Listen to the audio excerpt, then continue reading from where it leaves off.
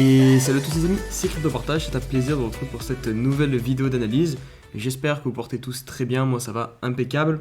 On se retrouve donc aujourd'hui pour une nouvelle vidéo où le sujet principal sera la conférence qu'a donnée hier la Fed, donc la banque centrale américaine. Il y avait des choses très importantes, elle a été très attendue cette conférence et donc on fera le point, voir l'impact que ça a pu avoir sur le marché. Mais comme vous pouvez le constater, on est plutôt dans le vert aujourd'hui, donc on peut déjà conclure plus ou moins qu'au niveau du court terme, en tout cas, on a eu plus un impact positif que négatif. Donc sur le marché des crypto-monnaies, on a un Bitcoin aux alentours des 41 000 dollars au moment où je tourne la vidéo, 2800 dollars pour l'Ether et la majorité des altcoins sont dans le vert avec une mention spéciale pour Rune qui imprime plus 20%, c'est le aussi 34%, on a Avax plus 10%, l'ADA Cardano plus 5%, Atom aussi qui fait une belle perte plus 5%, globalement on a vraiment la map qui est dans le vert. On analysera quelques cryptos sur la partie analyse technique. Je sais que je vais passer le Bitcoin. Je ne sais pas encore quel altcoin je vais faire. Je verrai en fonction de combien de temps je passe sur les news. Si je peux vous faire beaucoup d'altcoins pour pas que la vidéo dure trop longtemps. N'hésitez pas tout de suite à mettre le petit pouce bleu, le petit commentaire pour aider au petit référencement. Et aussi vous abonner à la chaîne YouTube ainsi que mes différents réseaux sociaux. Allez, mega fiesta! Les Jobs cantaran, on y va, c'est parti!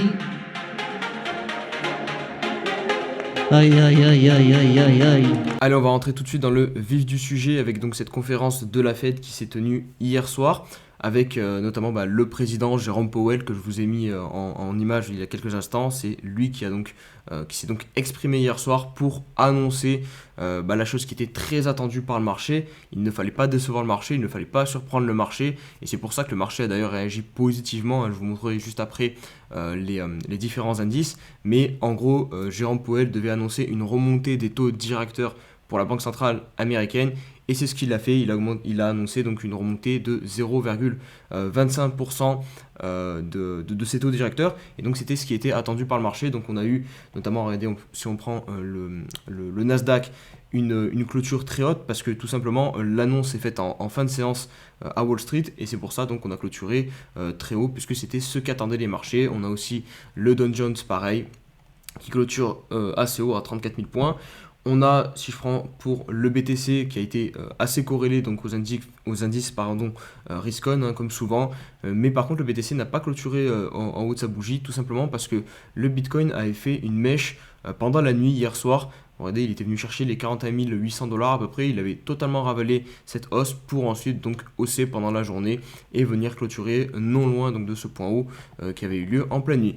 Enfin bon, là je m'égare un petit peu, on va revenir quand même sur cette news. Je vais essayer de vous expliquer rapidement ce que je comprends, ce que ça va pouvoir impacter au niveau de l'économie réelle et pourquoi c'est aussi important en fait. C'est tout simple parce que ça peut provoquer un ralentissement de l'économie. On parle de récession, je ne sais pas si c'était dans cet article.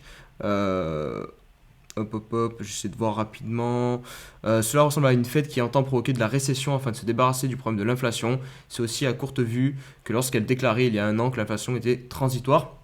Donc en gros, pourquoi on dit ça?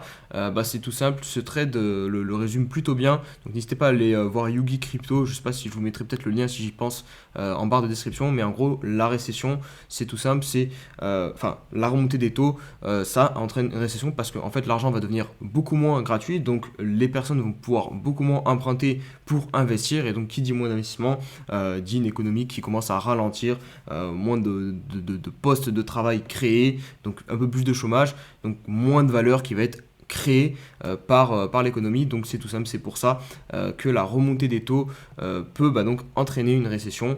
Mais d'un autre côté, c'est un peu obligatoire parce que justement, comme vous le savez, on a aussi une inflation qui est galopante et c'est pour ça donc que la Fed remonte ses taux directeurs, c'est pour contrer cette inflation. Mais en contrepartie, ça entraîne forcément des choses négatives comme donc cette fameuse récession.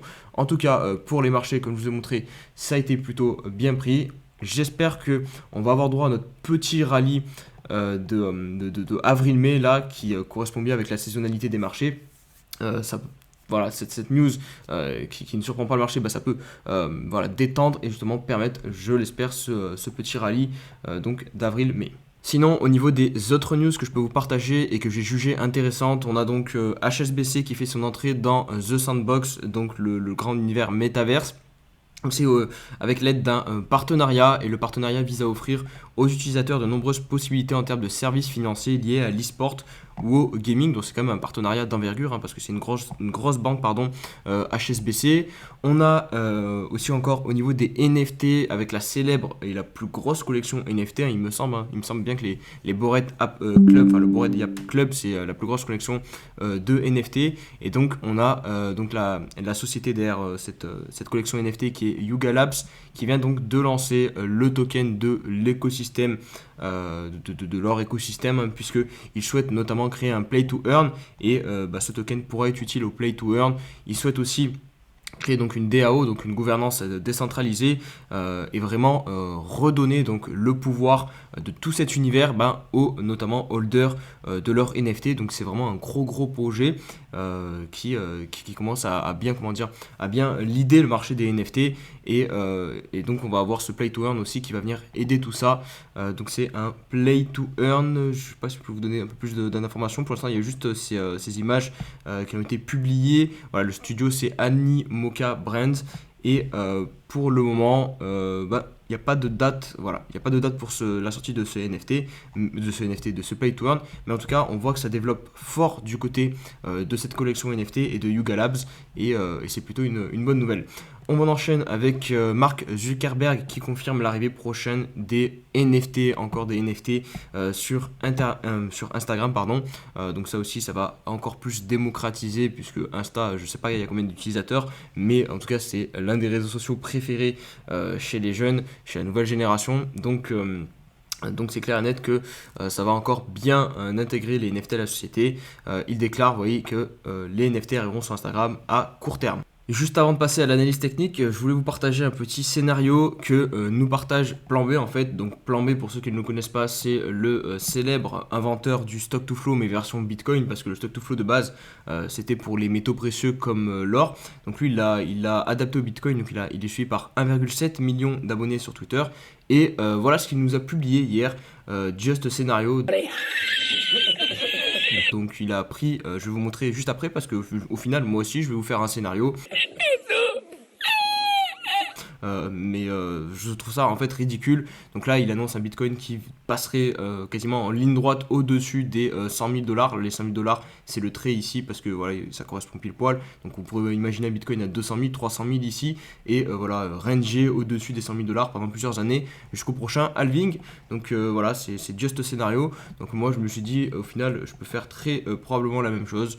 Donc je pense que il a fait quelque chose comme ça. Hop, voilà, just scénario. Voilà les amis, n'hésitez pas aussi vous aussi à faire la même chose chez vous. Non, en vrai je trouve ça un peu ridicule, parce que c'est quand même une personne qui est suivie par énormément de personnes. Enfin, c'est la personne la plus influente, je pense, au niveau des cryptos dans le monde. Et publier ce genre de choses, j'ai un peu de mal à comprendre à quoi ça sert. Vraiment, il allait sur Paint, il a pris son stylo et voilà, il a mis 3 bandoles comme ça et il publie ça à la vue de tout le monde. Et j'ai peur que voilà, pour les néophytes, pour les personnes qui sont encore un peu beaucoup attachées à leurs émotions, qui réagissent beaucoup à leurs émotions, là pour eux c'est ce qui pourrait agir comme un biais de confirmation, et alors que c'est fondé voilà sur un YouTube.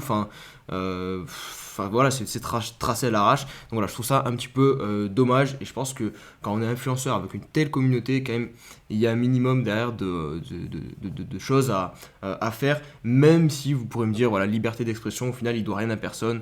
Je trouve ça quand même un petit peu dommage. Allez, on passe sur l'analyse du Bitcoin, et je vais essayer d'être un peu plus sérieux que Plan B, et pas vous faire un scénario comme ça, tiré à la vite fait là. Donc on passe sur l'hebdomadaire pour commencer. La bougie de cette semaine est plutôt intéressante, hein. Si on clôture dans cet état là, ça sera cool. On commencera à grappiller dans les mèches vendeuses ici, et notamment sous le niveau des 43 000 $. Alors bien sûr, après si on clôture au-dessus des 43 000 $, ça sera le top, puisque je vais vous mettre en version droite, vous allez bien le voir comme ça, le W qu'on validerait et qui marquerait donc une reprise haussière sur l'hebdomadaire.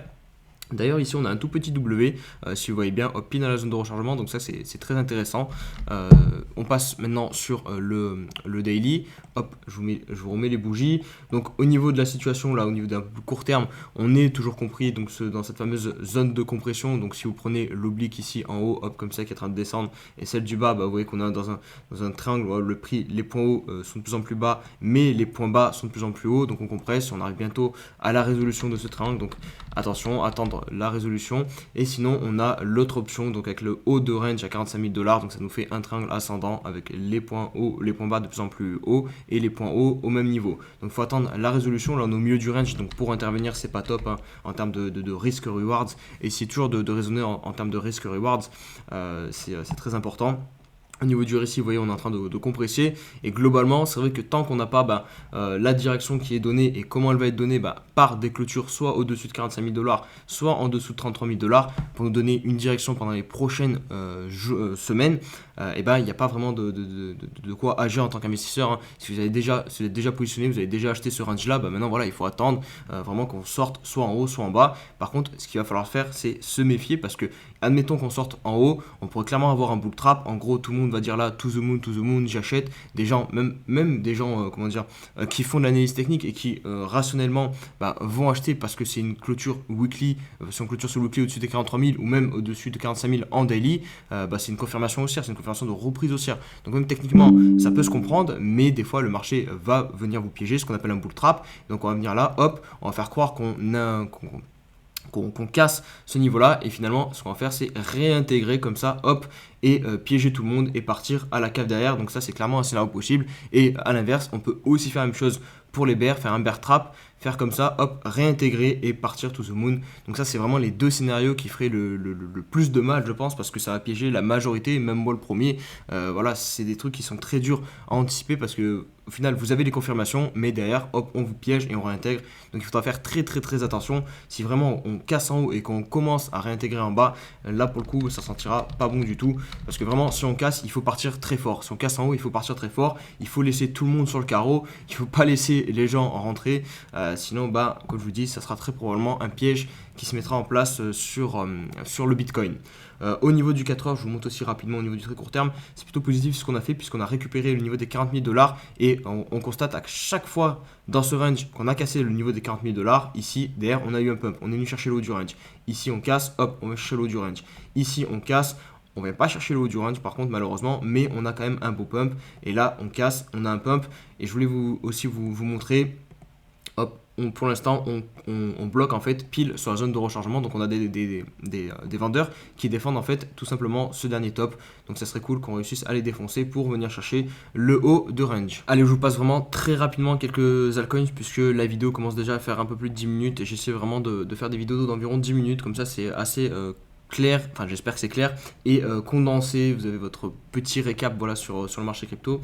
Donc IGLD, je vous en ai parlé dans la dernière vidéo, c'est intéressant ce qu'on est en train de faire. Regardez, on passe au-dessus de cette résistance qui était clairement pour moi importante. Alors ici on valide un tout petit W daily, regardez, hop, si je vous mets là, regardez, hop, on valide, donc ça c'est cool. On repasse aussi au-dessus des moyennes mobiles, donc là on redevient aussi au niveau du court terme sur l'IGLD. Rune, qui est une crypto qui performe très bien en ce moment, et je voulais vous montrer la puissance des W weekly.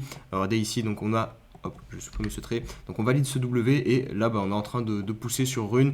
Attention, je me méfierai maintenant de la zone vendeuse qui va se situer, hop, si jamais vous êtes sur Rune, aux alentours des 12 $ jusqu'à 14,7 $. Donc pour cet actif, Atom qui a aussi bien réagi sur son support 26 $. Hier, il nous a fait une très belle bougie d'ailleurs. Hop, attention aux moyennes mobiles, vous voyez, on bute dessus là pour le coup. Ce serait cool de repasser au-dessus et venir chercher la borne haute ici de ce petit range, donc entre 32 $ et 25 $.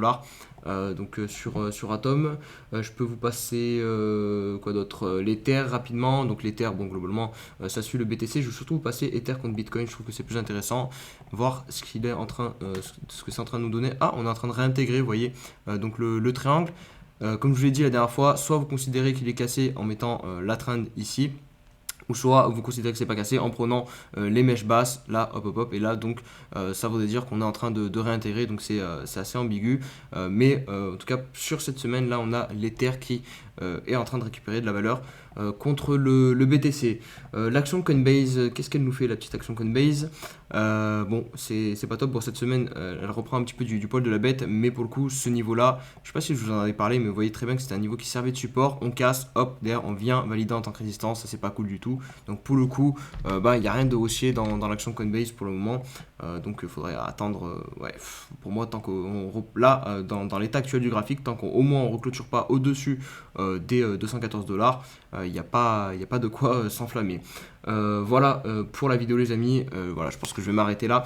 J'espère qu'elle vous aura plu, vraiment c'est le cas, n'hésitez pas à mettre le pouce bleu et surtout me rejoindre sur tous les réseaux sociaux en barre de description, venir aussi sur le Discord et puis on va se dire à très vite pour une nouvelle vidéo. Allez, ciao ciao.